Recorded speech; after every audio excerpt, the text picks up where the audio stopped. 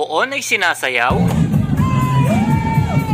Ibinida ang kanya-kanyang patron at imahe. Mga deboto na di alintana ang init ng sikat ng araw. Tagayan at indakan sa kalsada. Tara at samahan nyo akong mamanata at makisaya sa ginanap na pag-akyat 2024 at Lagmalolo City. Let's go! Maaga pa nga lang is nagtungo na kami ng sisaran nyo sa katedral ng Malolo City. Dito kasi uumpisahan yung parada mga dre. Bukana pa nga lang ng simbahan is mapapansin nyo na nagre-ready na lahat ng mananayaw, banda at mga deboto. Actually, first time kong mamanata dito mga dre. Pero ano nga ba ang pag-akyat? Ang pag-akyat ay ginugunita taon-taon ng mga deboto. Pagtapos ng 40 araw mula nung Biyernes Santo, dinarayo lahat ng deboto ang Atlag Malolo City. Kasi ayon sa paniniwala nila mula nung namatay si Jesus Christ nung Biyernes Santo, bibilang ng 40 araw bago siya umakyat sa langit. At yan ang reason kung bakit tinawag na pag-akyat o Ascension of the Christ ng mga deboto. At alam nyo rin ba, dito rin hinango ng mga deboto na pag may yumaya o tayong mahal sa buhay o kamag-anak, mamamalagi siya ng 40 araw dito sa lupa. At pagtapos mo magawa yung unfinished business mo sa loob ng 40 araw, aakit na sa salangit. At yan ang tinatawag natin ngayon na 40 days. At alam nyo rin ba, may pamunoon din tong pag-akyat o tinatawag nilang Pangulo. Kaya shoutout muna sa napakapoging Pangulo natin, Tito Jonjon Mendoza, at sa napakaganda niyang asawa. Marahil nagtataka kayo bakit nagsasayaw sila sa gitna ng sikat ng araw, kasabay ng kanika nilang mga patron. Kaya nga pala sila namamanata rito, hihiling ka ng isang wish na gusto mong matupad. At bago matupad yung wish na yun mga dre, kailangan mo munang isayaw ang kanika nilang mga patron at imahe. At alam nyo rin ba, bawat madadaanan yung barangay, meron silang libreng painom ng alak at juice. Yan naman ang inaabangan ng lahat, lalo na ng mga kabataan, at tinatawag nilang Hala Verde. At syempre, papahuli pa naman yung mga DJ mobile natin na magpapaindak ng todo sa mga mahal nating deboto.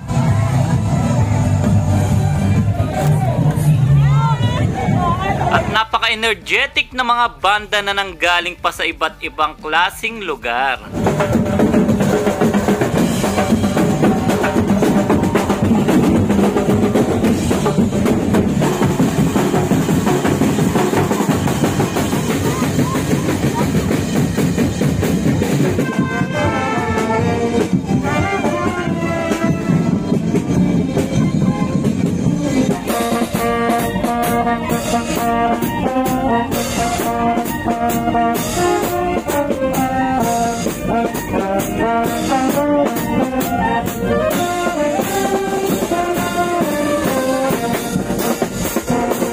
Siyempre, papahuli pa naman sa flex natin ang mga nagagandahan at nagpopogian nating mananayaw.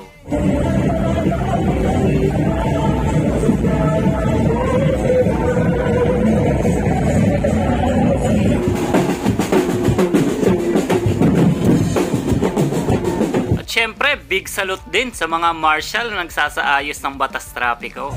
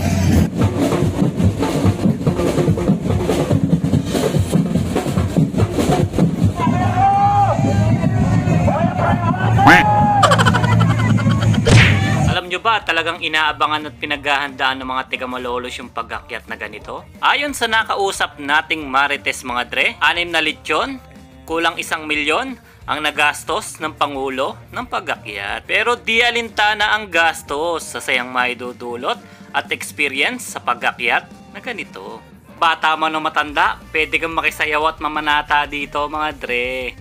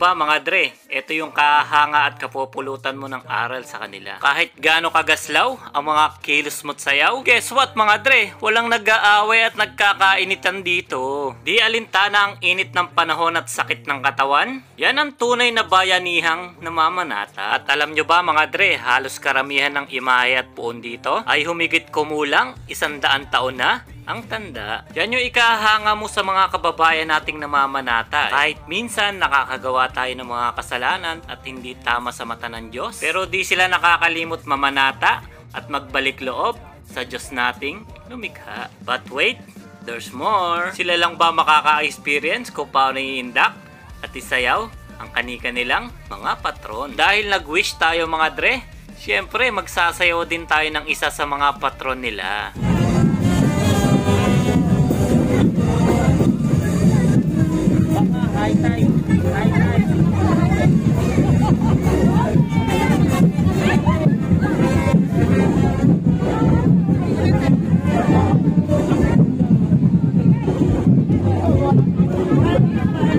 O diba mga dre, kahit parehas kaliwain pa ako mga dre, nagtry pa rin akong isayo yung santo nila. Pero promise, nung naisayo ko yung santo nila mga dre, sobrang gaan sa pakiramdam. Ganito pala ang feeling ng isang deboto at namamanata. Pero sa kabila ng kasiyahan, meron pa ring di inaasahan na aksidente. Merong isang naputokan ng kwitis at nagkulaps sa gitna ng kainitan. Pero sa kabila ng pagod at init ng panahon, hindi mo mapipigilang mamanata ang mga taga Malolos. Dito na siguro natin tatapusin yung video na to mga dre. Pasensya na kayo ha. Alam nyo naman kung gaano kahirap mag voice over mga dre. Salamat nga pala sa patuloy pa rin na sumusuporta sa atin mga dre, mga Facebook at YouTube. Thank you so much sa inyo mga dre. At syempre sa mga liker at commentor natin dyan mga dre, salamat sa solid na support nyo ha. At sa mga silent viewers natin dyan na solid din sumuport, thank you so much mga dre. At shoutout din sa master ko mga dre, Master Discartimits Vlog. Master, I miss you master. At kung bago ka pa lang sa channel ko dre, subscribe ka na and hit the bell button para lagi kang updated sa mga bagong video natin. At paki-like and share mo na rin tong video na to bilang tulong sa ating channel. So meron na nga rin pala tayong Facebook page, so ilalagay ko na lang yung link ng Facebook page natin dyan sa description sa ibaba. So paki-like and follow na lang mga dre. Salamat in advance. So hanggang dito na lang tayo mga dre. Salamat sa panonood nyo. Salamat sa solid na suporta nyo palagi mga dre. God bless, stay safe, and goodbye. Hello guys! Welcome to my Tito's channel. If you are new here, smash the like button and subscribe. Make sure to hit the notification bell so you'll never miss a video from my Tito. He also has a Facebook page named Dre TV. The link is Dre TV X Looney Ron. That's all for today's video. Stay safe everyone. Bye!